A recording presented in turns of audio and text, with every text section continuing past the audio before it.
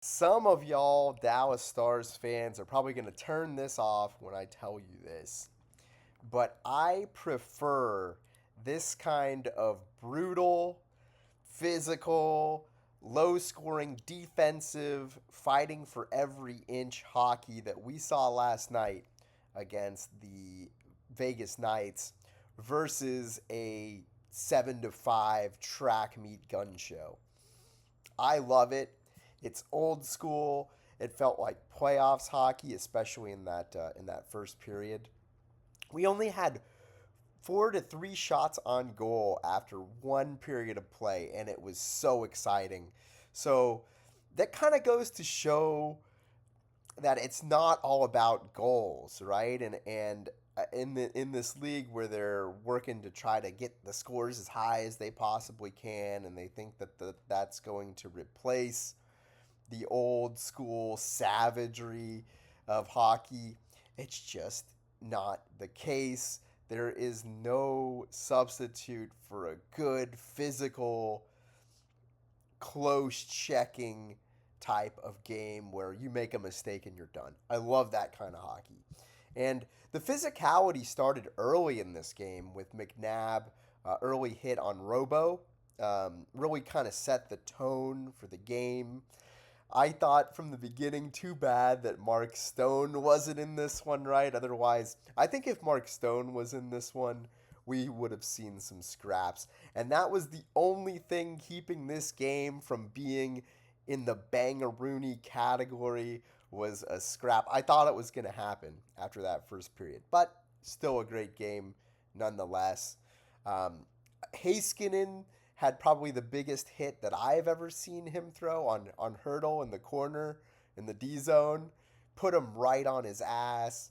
I loved seeing that. And then Bunting moments later, after that Miro hit, had a little bit of a high hit on Riley Smith, and then a cross check, a slash to the stick, and then a slash to the skate. So I love seeing that from our new guy there. Ernie had his typical 5 hits on the night here as usual, and the Stars were out hit 32 to 26 on the night, and so that is a combined 58 hits, which is a lot for a regular season game. One of the big hits, they had some good hits on the other side of this too. McNabb absolutely crushes Bunting, our new guy. Puck vicinity kind of iffy, right? A little late. And Honestly, I'd rather them not call borderline hits like that versus call them, even if it's against us, because I love watching. I don't like to watch a whole lot of power plays. I like to watch physical 5-on-5 competitive hockey, and that's what we got to see all night last night. Ritzy took another hit at the hands of of these guys, and he took one as the door to the penalty box opened. That has to hurt. Luckily, he was okay. And then we had Jamie Benn with the game-winning goal. Duchesne low to Wyatt around the slot, who shoots a flipping, sloppy one toward the net, and then um, the hand-eye coordination from Ben knocks this thing out of the air from just outside the paint. He was on the power play one unit, which I love to see Ben on the power play one unit because he gets goals like this power play goal, right? That's what he did a lot of his career is go to the net and capitalize on it. So good to see him back in his old school role on the power play there with the injuries that we have. He has now 65 game winning goals, second only to Modano, who has 73. We're talking about Dallas right now, not Minnesota, but just with Dallas. These are the numbers we're talking about. 24 goals, and he passes Mike Modano's Dallas record, not including the ones in as a North Star.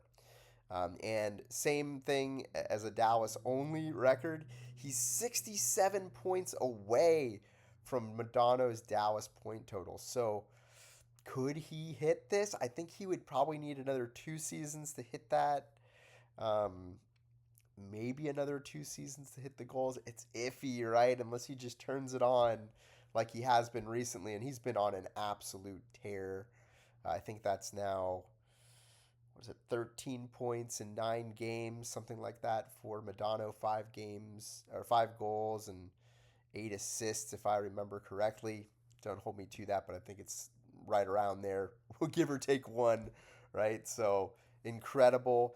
Otter had an incredible night. He had that beautiful 1-2 save with the pads, one on Hurdle. Then he gets to the rebound on Eichel, one of the best players in the league.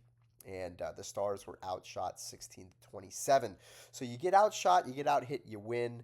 That's not usually what happens. And I think that we need to. Uh, I enjoyed the entertainment value of this game, and I thought it was just a great, great game for the Stars. We kind of came apart in the second period. We gave up a lot of shots on goal. We came back a little bit in the third, and we've been having trouble uh, kind of pulling away from teams here recently, right? We've had a lot of 1 goal games, a lot of comebacks where our opposition, the 2 games prior, scored with a minute or less left in the game. So we've got some things that we need to get straight because we are going into a stretch of games here where it is an absolute murderer's row of opponents. I think we play Colorado twice, Minnesota twice. We got Edmonton next. We got the Mammoth from our own division and some others. Detroit, right, who beat us last time. So we've got to get some things in order. We got to get our house a little cleaned up. But amazing work for the Stars. 13-game point streak, second longest in franchise history. The record being 15. And then we have 10 games straight with a power play goal. The record is also 15, so we got a little ways to go on that one. That is a lot in a row. That's going to be hard for us to hit. And some interesting roster decisions. They had Huru in tonight, right? And for Bastion, who's been doing really well recently. So the question is, why would you do that? Why would you replace Bastion, who's been playing some of his best hockey? Well, Huru was out there to take face-offs. We're out Sagan, we're out Rupe Hintz, and we're out Foxa, who I think are our top 3 face-off guys. And so we had some games here recently. I don't know if you've noticed, but we've lost a lot of important draws on the penalty kill, late in the game, right? These important draws. Overtime draws also important. So you need a guy who can take face-offs, and he did that really well. He came in and put up 64% on the face-off dot, which would lead the team. So incredible. So, I was scratching my head at the beginning of the game because Huru didn't have any points in his 4 games that he played. He didn't look bad, but I was like, why do you pull Bastion out? This is why. Face-offs are one of the most underappreciated, underrated aspects of the game. They're so important. It's not a part of the game that has a lot of sex appeal to it, but it is nonetheless crucial. So good coaching decision there on goalie's part. Oscar Beck would get a dirty goal. We've had a lot of these dirty workman goals here recently from our depth with all the talent that's out, and that's great to see. He would get the game-tying goal in the second period. Harley with a long bank outlet pass to Blackwell, who takes it to the net and in messy fashion on the rush and puts it on net. And Oscar Beck with the net crash goal, strong on the stick to beat Knight. And Blackwell is an interesting player. He's got so much speed. He's got these hands, but he just doesn't have the finish to keep up with it. And I like Blackwell a lot of ways. If I'm looking to improve this team, and this is maybe over the offseason now, obviously, now that we can't do anything, but that would be a player that I would try to replace with a true heavyweight champ grit kind of player. Because if you're not really scoring and you're small like him, you might as well have somebody who's not really scoring, that's cheap, that is wrecking house and having like 5 or 6 fights on the year. I think that would be great for the fans. I think it would help the team's energy. As good of an energy player as Blackwell can be, there's nothing like injecting some energy into the game with a scrap, right? So, um, little fine tuning for the team, but I think that if you're looking at the, I don't want to call him a weak link because I think he's a very good player in a lot of ways, but I think that what this team needs is a little more beef than that, if we're not going to be scoring goals. So, um, let's see. Then we had, a great pass by Bixel. Sorry, I heard Bixel pronounce his name like that himself. So it turns out we're all getting his name wrong.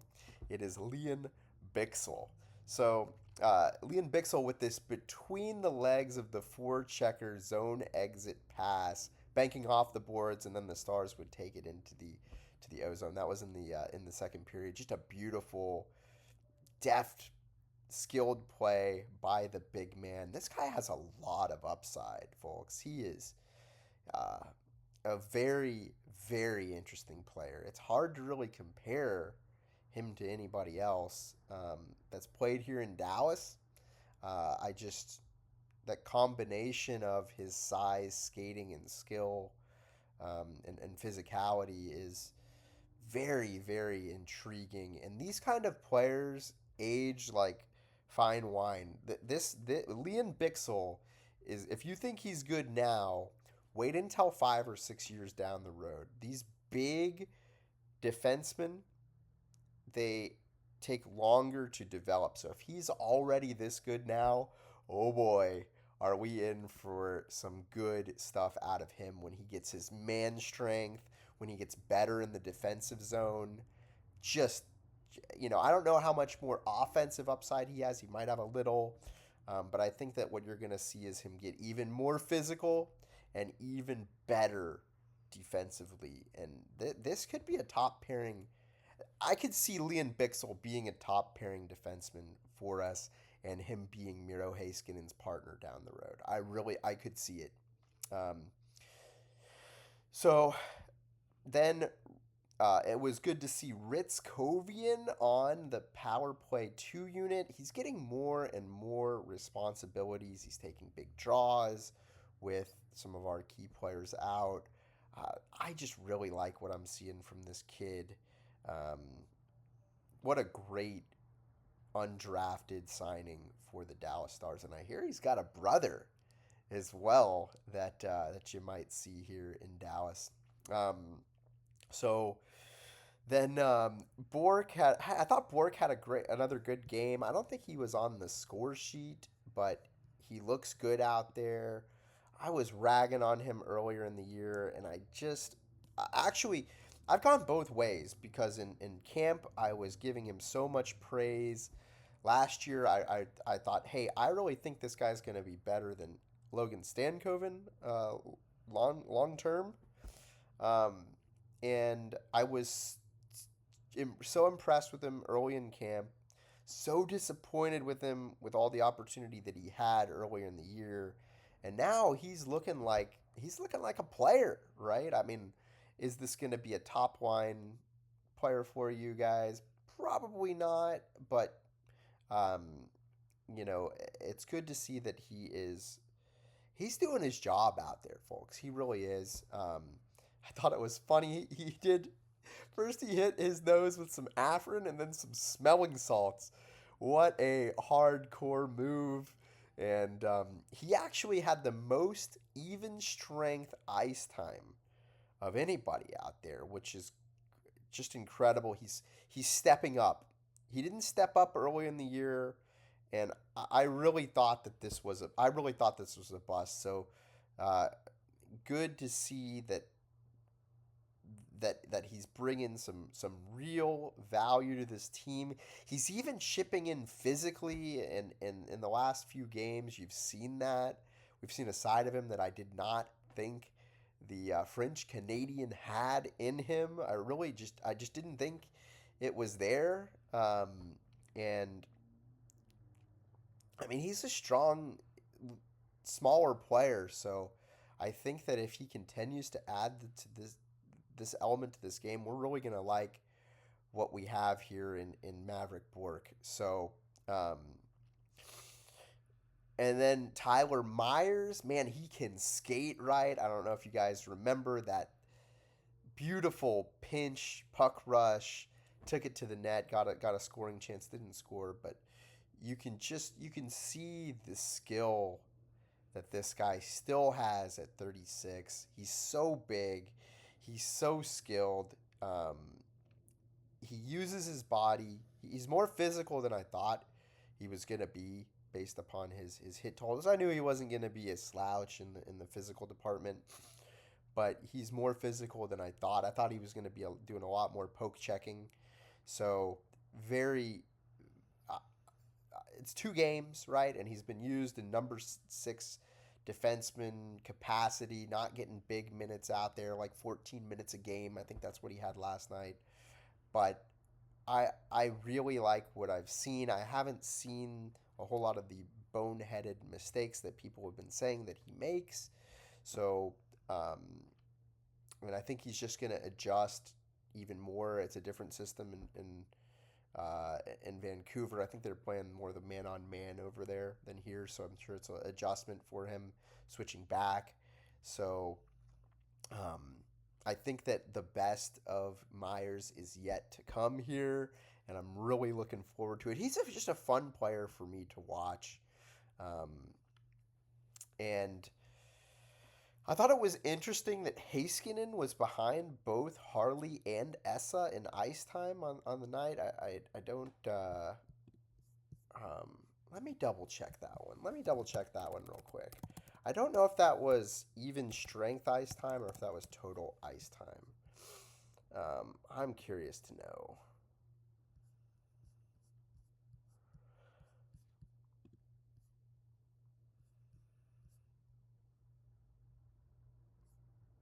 I take it back. Yes. So even strength ice time, he had less than Harley and Essa, but he did still rack up 26 minutes and 35 seconds on the night. So very normal type of stuff.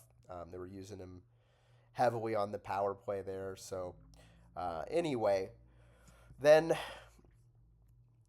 Dallas is now 27-0-3. The guys in the post game, Sevi and Brian, were saying they're now 27-0-3 when leading after 2 periods of play, which is just incredible. And Wyatt ends up getting a very so we win this game 2-1, a close one all the way to the finish. A little bit of a nail biter, especially given the recent losses or goals against that we've had with the extra man, and here we are finding ourselves in that same position again. Wyatt wins this important face-off draw, like I mentioned before, with 20 seconds left in the game in the defensive zone. Crucial win, great for him to get that one. Stars would end up going 1 for 5 on the power play. Vegas would go 1 for 3. Stars would have 18 block shots on the night, so sacrificing the body. The turnovers were about even. We managed to win the game, even though it looked a little ugly on the stat sheet. We managed to pull it off. We don't want to continue to try to pull off games like this because if you keep getting outshot and out hit to this degree and outperformed on the power play, right? That's not typically a winning formula, but we go on. We needed the win because the Minnesota Wild would end up winning their game, and then actually we ended up catching up. The Oilers came back and beat the Avs 4-3 in regulation. So we now have caught up a little bit on the Avs. So we are now sitting. Let me tell you here what the standings look like for the wild card race in the division. So the Stars are now 5 points behind Colorado, with Colorado having one game in hand, right? And we play them twice, so it's possible that we could end up passing them up. So just if we pass them today, the standings being the way that they are, we would play Seattle in the first round of the playoffs instead of playing Minnesota. So there is so much on the line in this Central Division to get that first place position. And if the Stars could do that, oh man, would that change our likelihood of winning the cup? Because, we're looking at probably a 7 game series in the first round against Minnesota. 6 or 7 game brutal series. They beefed up in the over the trade deadline. They picked up 2 guys that I wanted. Michael McCarron, 6'6", had like 5 fights on the year, hits, okay, kills penalties. They picked up Nick Foligno, 3 hits, former captain of the Chicago Blackhawks. They already have the league leader in hits in Trennan. They have Jacob Middleton, who absolutely smoked um, Duchesne with that hit. I may have taken some time off of his life with that concussion that he dealt him, and then ended up beating the brakes off of Petrovic, who is no slouch, but Petrovic came into his aid, and he just absolutely wiped the floor with him. So this is a team that you do not want to play in the first round. You want the Avs and the Wild to beat the hell out of each other, right? Because that's the position that the Colorado Avalanche are in right now. They're in a position where they're going to probably beat the Kraken in 4 or 5 games if it's the playoffs started today, and then they're just salivating at the idea of Dallas and Minnesota going toe to toe, you know, 50 to 80 hits a night for 6, 7 games, and then cleaning up whatever's left of the winter. So it would behoove us to beat Colorado in these 2 games, beat Minnesota when we play them to keep them at bay. I think we got 2 more against Minnesota as well. Minnesota's only 3 points behind us because they won. Okay, so we have 1 game in hand on Minnesota, and it is so close. We got a lot of exciting hockey. This is going to be the best run of hockey in the regular season that we are going to see this year. We've got a lot to enjoy. I look forward to covering it all here with you on the foil, and y'all have a great day.